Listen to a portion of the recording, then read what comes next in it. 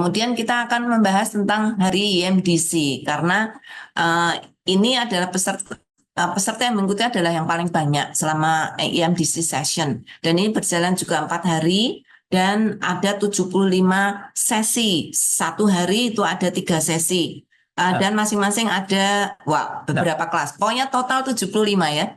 Ada 15 kali dibagi 4 hari dan bisa pilih salah satu dari 5 itu. Dan ini yang bagian utama. Ini sejak tahun 2010 ada, setelah itu mereka tambah training sebelum, setelah itu training setelah, dan utama hampir 600 orang datang untuk dapat ini. Dan Sabda secara istimewa diberi kesempatan untuk merekam semua presentasi.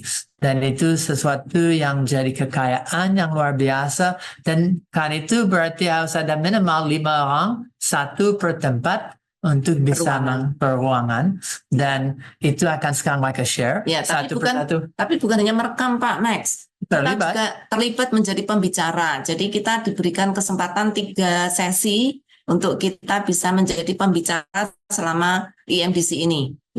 Oke. Next. So silakan akan sharing daripada itu.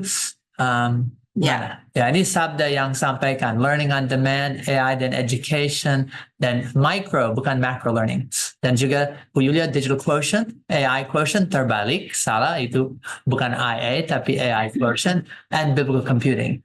Dan itu sesi-sesi oleh Sabda. Aku mengikuti salah satunya itu ya, ada di Scripture Forge, di mana kita bisa mempelajari bagian-bagian Alkitab yang telah diterjemahkan.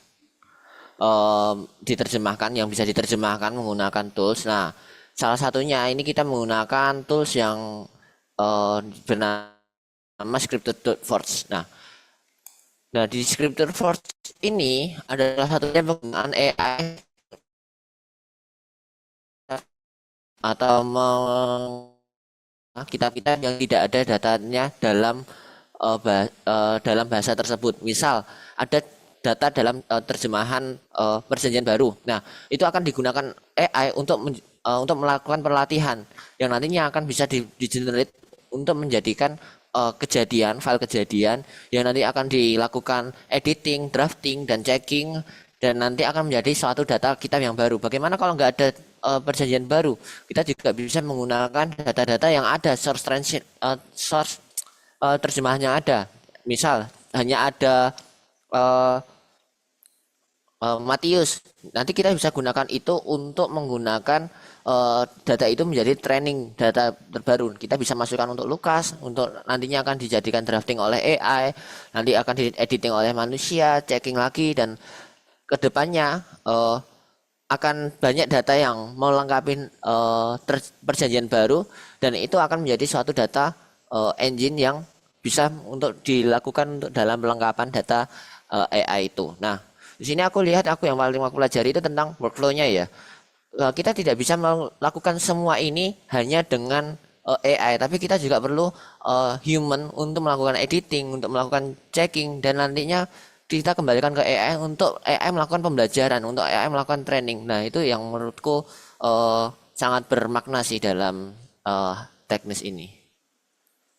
Ya, selanjutnya bisa Joseph. Sebagai komentar kepada yang tadi, luar biasa. Mikir, di Indonesia 700 plus bahasa suku, 150-an punya perjanjian baru, tapi dari itu hanya 20, mungkin 30 punya perjanjian lama. Kalau AI bisa menolong semua bahasa itu untuk punya perjanjian lama, dan project lain untuk bisa diakselerasi. Teknologi dan khusus AI dalam konteks Alkitab, terjemahan Alkitab sudah jadi 1-2 sesi daripada Sabda, dan kemarin ada tim dari Sabda yang bisa terlibat dalam prosesnya. Berikutnya saya akan menceritakan ya, satu sesi yang menurut saya paling favorit, yaitu Reaching Oral Learners Through Ministry Collaboration. Nah, jadi sesi ini adalah disampaikan oleh satu organisasi yang bernama Dafar Biblical. Jadi mereka ini mereka melakukan biblical translation menggunakan audio. namun caranya masih manual. Jadi mereka menggunakan pembicara yang masih suku asli di sana, kemudian mentranslasikan kitab yang berbahasa Inggris ke bahasa suku mereka. Dan oh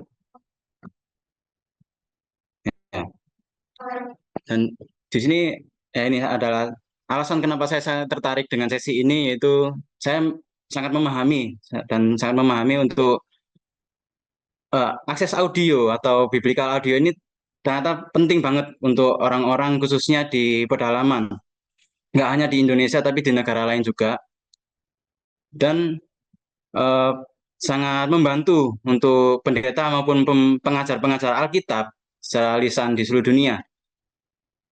Dan juga saya diajak untuk mengeksplorasi prinsip-prinsip biblikal atau Alkitab tentang bagaimana kita bisa berkolaborasi dalam pelayanan, karena pemateri tidak hanya menggunakan aplikasinya sendiri, namun juga berkolaborasi dengan organisasi lain dalam menyediakan biblical audio ini. Dan juga diberikan dengan contoh-contoh praktis bagaimana pelayanan bisa bersama-sama membangun bagi kemuliaan Allah. Oke. Ya, ini saya mengutip satu ayat. Oh, ya, di sini saya mengutip satu ayat yang juga disampaikan oleh pembicara, yaitu di Matius 11 ayat 15 versi NIV ya. Whoever has ears, let them hear. Siapapun yang memiliki telinga, biarkan mereka mendengar. Oke, next. Ya, jadi di sini ditunjukkan kenapa. Nah, kenapa ini maksudnya adalah kenapa sesi ini harus ada, kenapa aplikasi ini harus ada. Karena miliaran orang, banyak orang yang belajar secara lisan tidak memiliki akses kepada firman Tuhan. Mereka 1 dari 3 orang bahkan nggak bisa membaca bahasa yang mereka katakan sehari-hari. Nah, maka dari itu dibuatlah satu kelompok, ya, beberapa kelompok kecil yang dipandu oleh satu penginjil. Ya, jadi mereka mendengarkan audio bersama dalam satu kelompok kecil, tempatnya ada di Ethiopia. Nah, mereka menggunakan bahasa Ari dan bahasa Malay.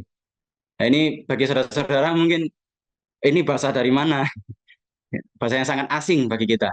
Nah, tapi dengan adanya Bible audio, dengan adanya Alkitab suara ini, itu sangat-sangat membantu mereka. Mereka sangat terbantu. Oh, ternyata bahasa Alkitab ini ada di bahasaku juga, gitu.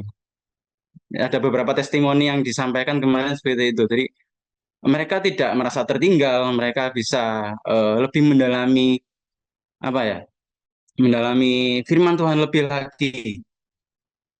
Dan ini juga saya kutip Alkitab dari Wahyu pasal 5 ayat 9 bagian B.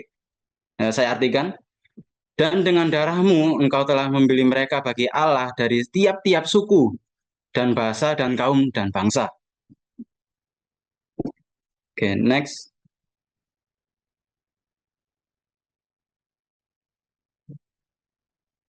Ya, ini saya udah meminta izin dan diizinkan untuk share 2 foto ini.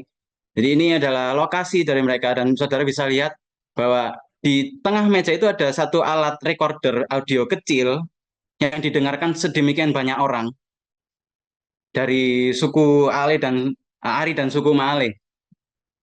Ya, jadi 2 desa ini berdekatan, dan ya mereka sangat bersyukur, mereka sangat antusias mendengarkan firman Tuhan dalam bahasa mereka. Nah, di sini saya sempat berpikir karena mereka ini menggunakan terjemahnya dengan manual.